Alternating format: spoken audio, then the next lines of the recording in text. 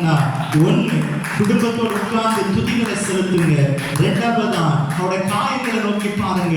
பிரச்சனைகளுக்கு தீர்வை தேவன் கொடுப்பார். அங்க தீர்வு வருகிறது. ஒன்று அந்த கூடு கிடைச்சிச்சு, கவனிச்சுக்கோங்க. அந்த கூடுல இருக்கிற சேதாரம் மாறுச்சு, தீங்கு மாறுச்சு, தோஷம் மாறுச்சு.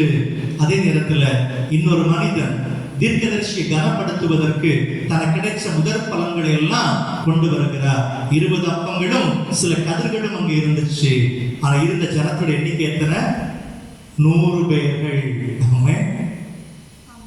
நல்லா கவனிங்க. இப்ப கூழுக்குள்ள கொமட்டிக்காய் வெட்டி போட எத்தனை பேர் இருந்திருக்கிறாங்க? 100 பேரை சேர்ந்தது ஒத்த மனுஷனை பிச்சு படம் எடுத்திருக்கலாமே. என்ன பாடுபட்டு அப்படித்தானே? அது எதுவுமே நடக்கல. கர்த்தர் பெரிய காரியங்களை செய்தார். கடைசியில் பாருங்க, கொண்டு வந்ததும் குறைவா தான் இருந்துச்சு. 20 அப்பங்களும் தொடர்ந்து கொஞ்சம் கதிர்களும் கிடைச்சிச்சு.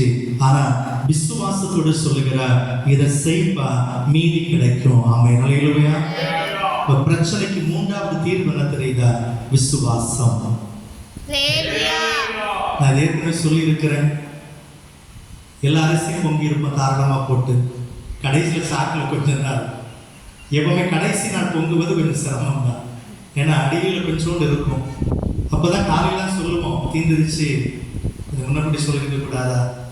சொல்லியிருந்தாலும் மறுநாள் தான் கிடைக்கும், அது வேற பட்சத்தில் இருக்கு. சரியா? ஆனாலும் முன்னப்படி சொல்லியிருக்க வேண்டும். அப்புறம் கடைசி பையில கடைசி நாள் பொங்கும் போது கொஞ்சம் படபடப்பு இருக்கும்.